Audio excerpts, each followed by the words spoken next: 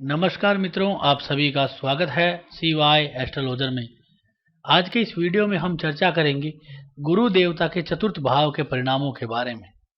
अगर गुरु हमारी जन्म कुंडली में चतुर्थ भाव में बैठा है तो किस तरह के परिणाम देगा। इससे पहले हमने गुरु के लिए तीसरे भाव, दूसरे भाव और लग्न के संबंधित वीडियो बनाए हैं और नवमा से संबंधित भी वीडियो बनाए हैं। हमारे इस YouTube चैनल पे आपको 200 से भी अधिक वीडियो आपको मिल जाएंगे, तो आप उन सब का लाभ ले सकते हैं। सभी वीडियो फलित ज्योतिष के ऊपर है, सॉफ्टवेयर के अंदर अच्छी तरह से दिखाए गए हैं, तो आप उनका लाभ लें और मेरे इस YouTube चैनल को सब्सक्राइब करें, नोटिफिकेशन बेल को भी प्रेस करें। तो हम इस वीडियो को प्रारंभ करते हैं। चतुर्थ भाव का गुरु। जब आप अपनी जन्म कुंडली में ऐसा देखते हैं कि मेरी जन्म कुंडली में चौथे घर में गुरु है, तो मैं क्या परिणाम का इसका आकलन करूं।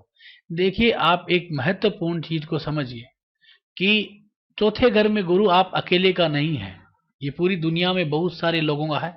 आपके मित्र, भाई, आपके पड़ोसी, स्वयं आपके पिता माता का भी हो सकता है।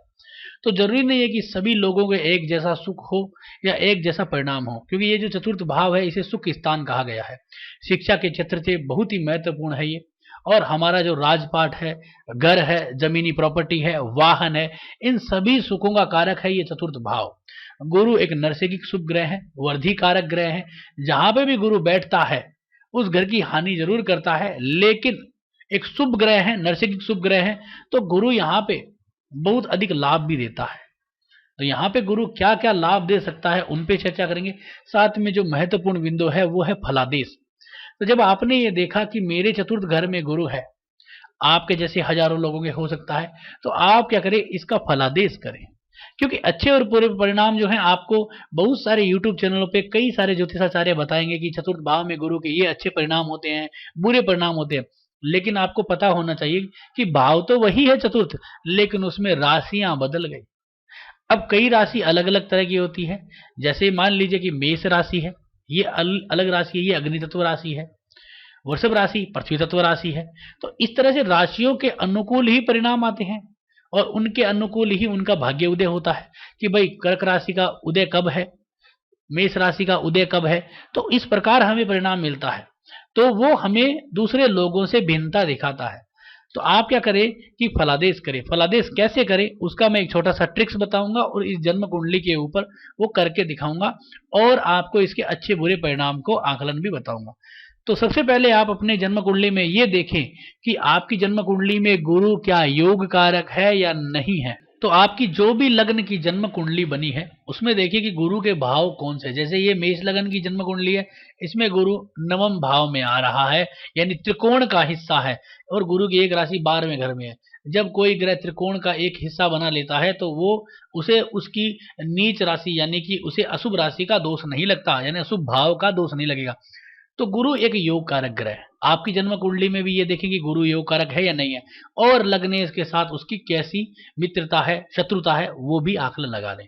जब आपने ये आकलन लगा लिया तो आपने ये देख लिया कि भाई गुरु हमारे यहाँ पे पॉजिटिव यानी कि एक सकारात्मक शुभ ग्रह है। जैसे इस जन्म कुंडली में एक शुभ ग्रह है, तो हमने पहला प्लस पॉइंट ले लिया कि भाई गुरु हमें अच्छा परिणाम देगा। अब आपको देखना है कि गुरु किस राशि में बैठा है। क्या वो राशि मित्र राशि है, क्या वो शत्रु राशि है, क्या गुरु की नीच राशि है या गुरु की उच्च राशि है। जैसे यहाँ पे गुरु कर्क राशि में बैठा है, उच्च राशि में बैठा है, हंस नाम का पंच महापुरुष योग बनाता है। गुरु मकर राशि के अंदर नीच का होता है। तो आप अपने जन्म कुंडली में देखें कि गुरु मित्र की राशि में है या शत्रु की राशि में। अगर वो मित्र की राशि में है तो आप ये माने कि वो आपके लिए शुभ फलदायक है।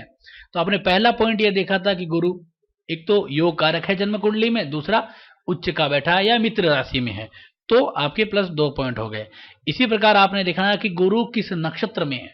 जैसे गुरु कर्क राशि के अंदर है, यहाँ पे देखिए सॉफ्टवेयर आप ये डाउनलोड कर सकते हैं, ये जगन्नाथ होरा सॉफ्टवेयर है, बहुत ही बढ़िया है और फ्रीली अवेलेबल है। तो गुरु ने को यहाँ पे देखा आपने कि ये आपको 7 डिग्री कर्क राशि में है, पुष्य नक्षत्र में। पुष्य जो नक्षत्र है वो शनि देवता का है और ये नक्षत्र आपको जमीनी कारोबार, जमीन से जुड़े हुए कारोबारों के लिए बहुत ही बढ़िया होता है, गृह प्रवेश के लिए, इन सब के लिए बढ़िया होता है। शनि का नक्षत्र है। वैसे तो शनि और गुरु दोनों मित्र नहीं है लेकिन शत्रु भी नहीं है, परंतु शनि का नक्षत्र है तो यहाँ पे शुभ भी नहीं रहेगा, लेकिन पुष्य नक्षत्र चतुर्थ भाव में शुभ हो गया क्योंकि वो चतुर्थ भाव प्रॉपर्टी का भाव है। यहाँ पे गुरु अगर पुष्य नक्षत्र में है तो लाभदायक देगा क्योंकि गुरु आपकी प्रॉपर्टी का कारक है और उसे बढ़ाता है। तो आप ये कह सकते हैं कि यहाँ पे जो गुरु पुष्य नक्षत्र में है लाभदायक है। साथ में पुष्य नक्षत्र का जो मालिक है वो शनि कहाँ पे है, शनि जन्म कुंडली का कर्म का मालिक पंचम घर में यानी त्रिकोण में बैठा है तो शुभ है। तो आप ये कह सकते हो कि आपके लिए ये एक योग कारक क्षेत्र है, योग कारक ग्रह है गुरु।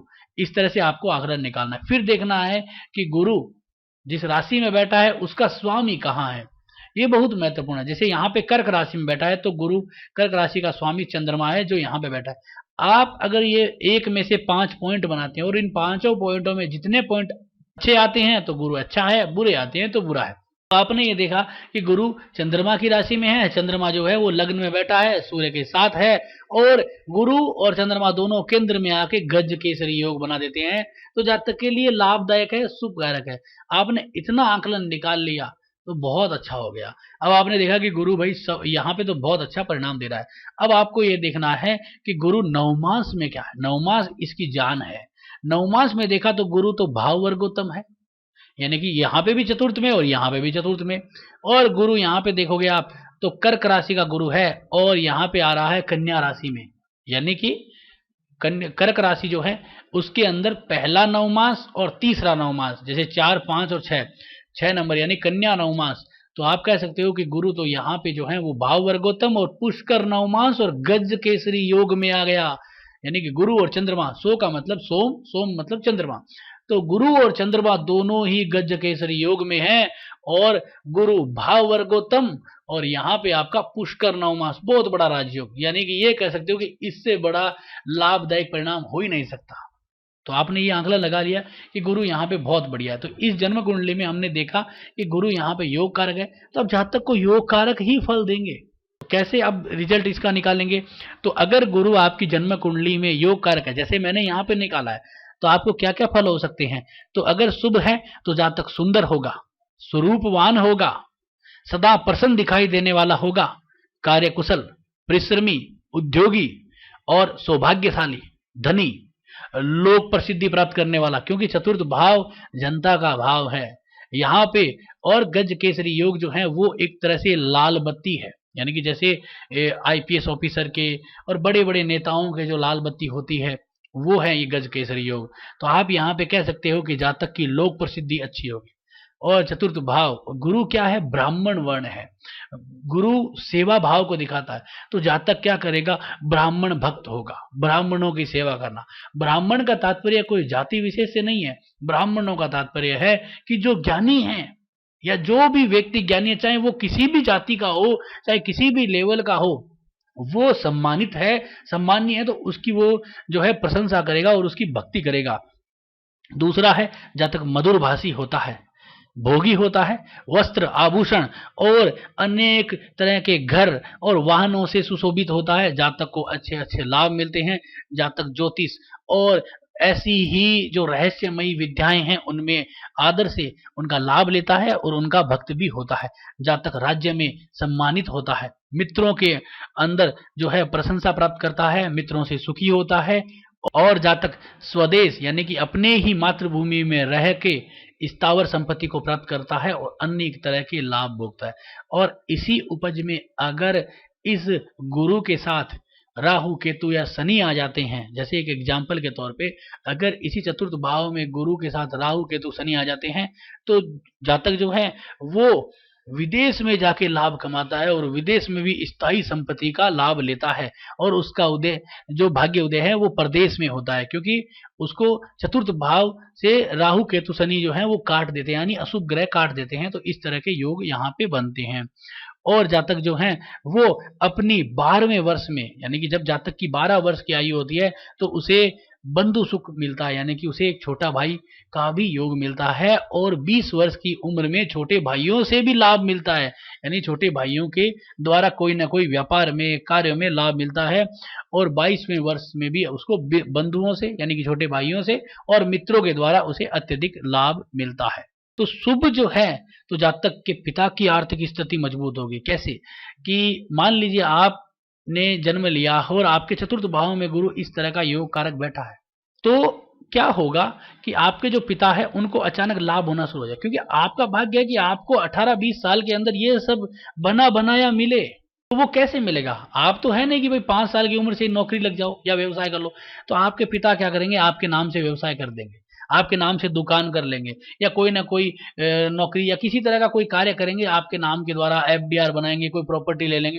तो आप जब 18-20 साल के जब सुख भोगने लायक होंगे, तो आपको वो सारे सुख मिलेंगे। गाड़ी मिल जाएगी, फैक्ट्री मिल जाएगी, नौकर चाकर मिल जाएंगे, एयर कंडीशनर मिल जाएगा। तो ये क्यों? क्योंकि आपका भाग्य था। अब लोग कहते हैं कि आपने नहीं कमाया। अरे हमने नहीं कमाया, लेकिन हमारे भाग्य से ही तो पिता को मिला, क्योंकि हम भाग्यशाली थे तभी पिता को मिला, अन्यथा नहीं मिलता। अगर आपके चतुर्थ भाव में कोई अशुभ ग्रह बैठा है और वो श्रापित दोष में, जैसे मान लीजिए शनि राहु का ये जो दोष है श्रापित, अगर ये चतुर्थ भाव में हो, तो आपके पिता के पास चाहे करोड़ों रुपए की संपत्ति हो, जब आप योग कारकता में आओगे, यानी 20-22 साल की उम्र में जब संभालने की पोजीशन में आओगे, तो वो सारी संपत्ति ऐसे कारणों से फंस जाएगी, बिक जाएगी, या लीगली मैटरों में इस तरह से उलझ जाएगी कि आपको कुछ नहीं मिलेगा, और मेहनत और परेशानी और बेइज्जती के अलावा। क्यों? क्योंकि आपके भाग्य में ही वो लिखा था। तो ये नहीं कहें कोई व्यक्ति कि हमने आपको बना के दिया, हमने और किसी ने नहीं बना के दिया, हम सब अपने कर्मों का लेके आते हैं। तो इसी प्रकार चतुर्थ भाव का जो गुरु है बहुत लाभदायक है। और यदि गुरु अशुभ बैठा है, पाप ग्रहों से युक्त है और पाप ग्रहों की दृष्टि में है, पाप ग्रहों के साथ है, तो जातक ये माने कि अपनी मातृभूमि पे वो सक्सेस नहीं हो सकता, बहुत सारी परेशानियां आएगी। माता से बनेगी नहीं, पिता की प्रॉपर्टी का विकास नहीं हो पाएगा, पिता को बहुत अधिक लाभ नहीं होगा, और जातक जो है वो अपनी मातृभूमि में हमेशा ही जो है वो सफल नहीं हो सकता। वो नए नए बिजनेस करेगा और विदेश में ही उसे जाना पड़ेगा।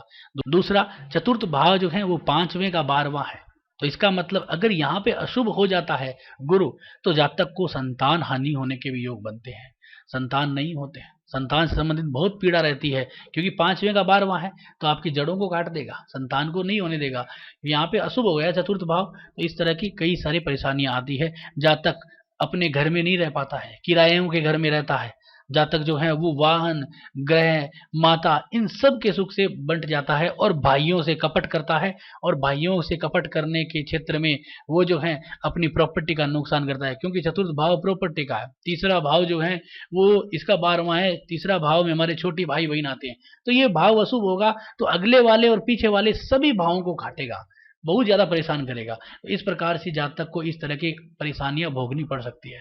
तो आप जब अपनी जन्म कुंडली में गुरु का फलादेश देखते हो, चतुर्थ भाव के गुरु का, तो उसे क्या करें? आंकलन करें।